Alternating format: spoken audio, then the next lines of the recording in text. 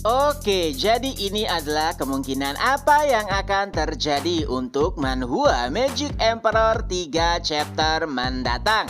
Nah, pada chapter sebelumnya berakhir saat lingkaran Asura selesai dan Zovan yang mengetahui bagaimana kondisi tempat tinggal yang ia tempati saat ini pun bergumam. Jadi, seperti inilah lingkunganku saat ini. Setiap orang di sini hanya seperti hewan ternak yang siap untuk disembelih. Dan tiba-tiba Pak Tua Yuan pun muncul langsung menanggapi perkataan Zovan. Nah, terjadilah perbincangan di antara keduanya. Perbincangan tersebut terkait dengan kehidupan, yang mana obrolan tersebut membuat Zovan mendapatkan sebuah pencerahan. Hingga pada akhirnya api biru mulai menyala di dahi Zovan. Ya, ternyata Zovan telah naik tingkat ke ranah Tianshuan tingkat 7. Itu bahkan membuat Pak Tua Yuan terkejut.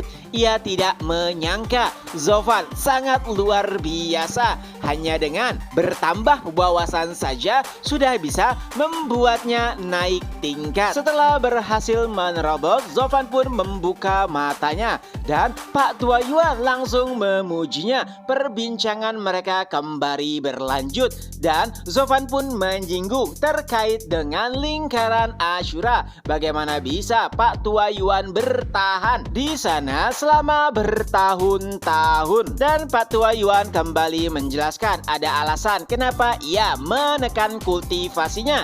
Itu agar ia tidak bisa dijadikan sebagai bahan kultivasi bagi murid lainnya. Dan ternyata lingkaran Ashura adalah sesuatu yang belum lama dilakukan. Itu semua bermula tak kala Kuilang dipindahkan ke kantor pekerja. Mendengar hal tersebut, Zovan nampaknya juga sedikit terkejut.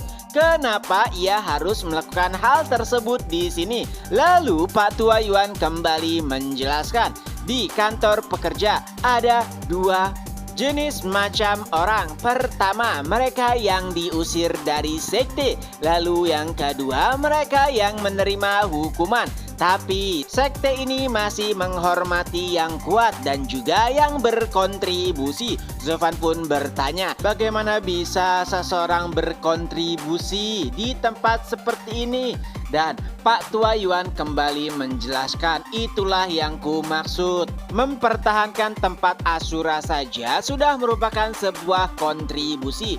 Jadi memang tempat pekerja adalah sebuah tempat yang diperuntukkan untuk para mereka yang tidak berguna lagi. Bahkan seringkali mereka dijadikan bahan kultivasi oleh para penatua. Tapi permasalahannya, bagaimana jika orang-orang di tempat pekerja tidak ingin berlatih dan membuat kultivasi mereka mandek? Itu artinya mereka tidak bisa menjadi bahan yang berkualitas. Oleh sebab itulah Kuilang menciptakan lingkaran Ashura. Dengan begitu mereka harus bertahan hidup dan menjaga kultivasi mereka. Itu juga berarti bahwa mereka akan terus bisa mendapatkan daging segar dari orang-orang di tenaga pekerja. Intinya gini, semakin tinggi kultivasi seseorang, semakin bagus juga kualitas mereka untuk dijadikan santapan bagi kultivator lainnya. Dan kehadiran Kuilang inilah yang membuat dirinya berjasa kepada sekte. Bahkan jika beruntung, Kuilang bisa kembali lagi masuk ke dalam murid inti. Mendengar penjelasan tersebut, Zovan akhirnya memahami betapa licik dan pintarnya Kuilang dalam membuat sebuah keputusan. Zovan juga sempat bertanya sebetulnya apa permasalahan Kuilang sehingga didepak dari murid inti. Tapi sayangnya Pak Tua Yuan tidak menjawabnya.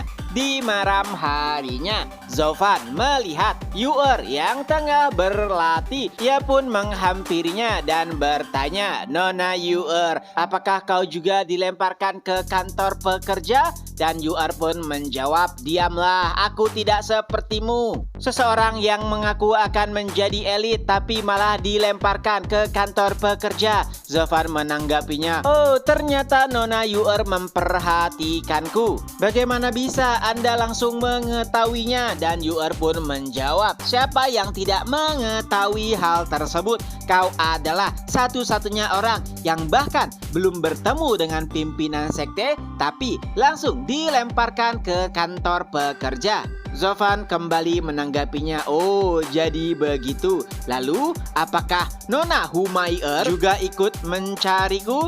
Dan Yu'er pun menjawab, "Tidak, untuk apa kakak perempuan mencarimu?"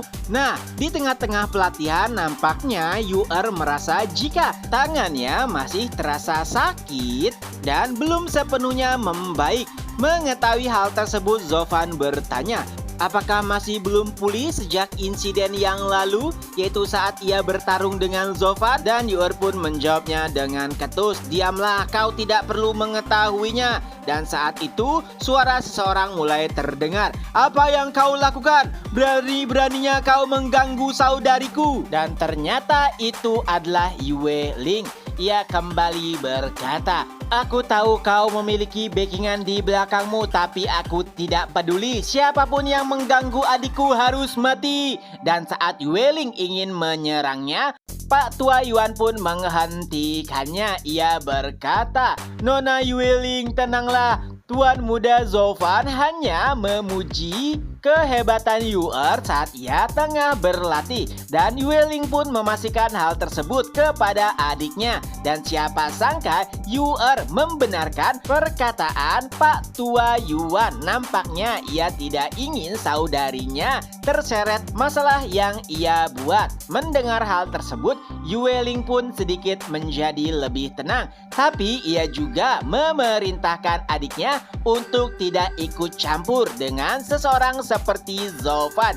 Jadi lebih baik ia pergi saja menemui saudari Humayr daripada harus berurusan dengan Zofan. Dan setelahnya keduanya pun meninggalkan Zofan. Pak Tua Yuan pun menjelaskan, walaupun Yueling itu sangat kejam, tapi ia sangat baik kepada adiknya. Dan alasan ia dilemparkan ke kantor tenaga kerja itu semua karena ia membantu adiknya. Jadi Yu'er memiliki pertumbuhan kultivasi yang sangat lambat. Dan untuk membantu Yu'er, Yuling pun mencuri pil tingkat 7. Tapi sayangnya rencananya ketahuan dan ia pun dilemparkan ke kantor pekerja. Setelah mendengarkan penjelasan tersebut, Zofan pun mengangguk. Ia berkata, "Oh, jadi begitu. Jadi Yuling sangat mencintai adiknya. Tapi aku rasa dalam waktu dekat ia akan merasa kehilangan. Ya, aku melihat teknik pedang iblis yang dipelajari oleh Yu'er. Dilihat dari kondisinya saat ini, pastinya teknik tersebut akan melahapnya. Itu akan membuatnya gila dan kehilangan diri. Apalagi aneh juga bahwa lengannya belum sembuh padahal sudah lewat 2 hari. Mendengar penjelasan Zofan, Pak Tua Yuan pun bertanya, "Jadi kenapa kau tidak memberitahukannya kepada mereka?" Dan Zofan pun menjawab, "Untuk apa aku repot-repot memberitahukan hal tersebut kepada seseorang yang telah membentakku? Lagi pula aku juga ingin hidup tenang di sini." Mendengar perkataan Zofan, Pak Tua Yuan kembali menanggapinya, "Tuan muda Zofan, bagaimana bisa Anda menganggap kantor pekerja sebagai tempat yang damai?" Zofan pun menjelaskan, "Ya, di mana tempat di dunia ini yang bisa memperlihatkan niat mereka dengan jelas. Di tempat pekerja, seseorang memiliki niat untuk bertahan hidup. Jadi mereka harus membunuh atau dibunuh.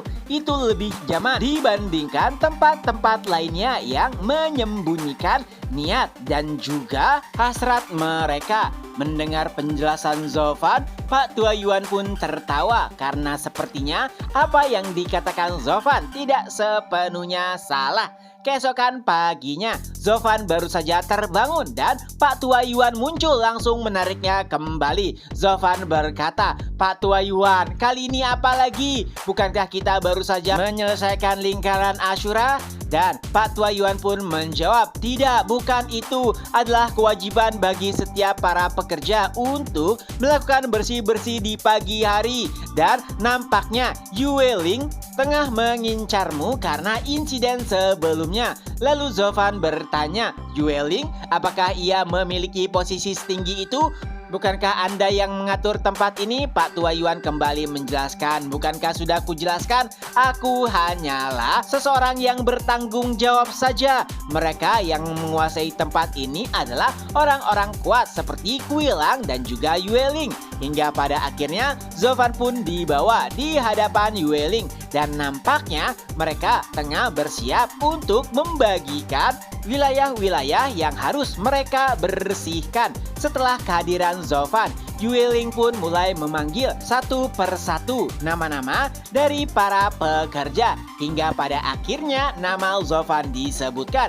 Ia diperintahkan Yue Ling untuk membersihkan rumah dari pimpinan sekte. Mendengar hal tersebut, semua orang pun tertawa. Tapi tidak dengan Zovan. Ia tidak mengetahui kenapa semua orang tertawa. Tapi ada satu hal yang pasti baginya, bertemu dengan Xie Wuye adalah suatu keharusan dan suatu kebetulan jika ia diperintahkan untuk membersihkan rumahnya. Dan apakah yang terjadi selanjutnya? Kita bahas minggu depan. Nah, itulah kemungkinan apa yang akan terjadi untuk Manhwa Magic Emperor 3 chapter mendatang. Tentu saja ceritanya bisa lebih panjang ataupun lebih pendek daripada yang Mimin ceritakan. Itu saja dulu. Ketemu lagi di next video. Bye-bye.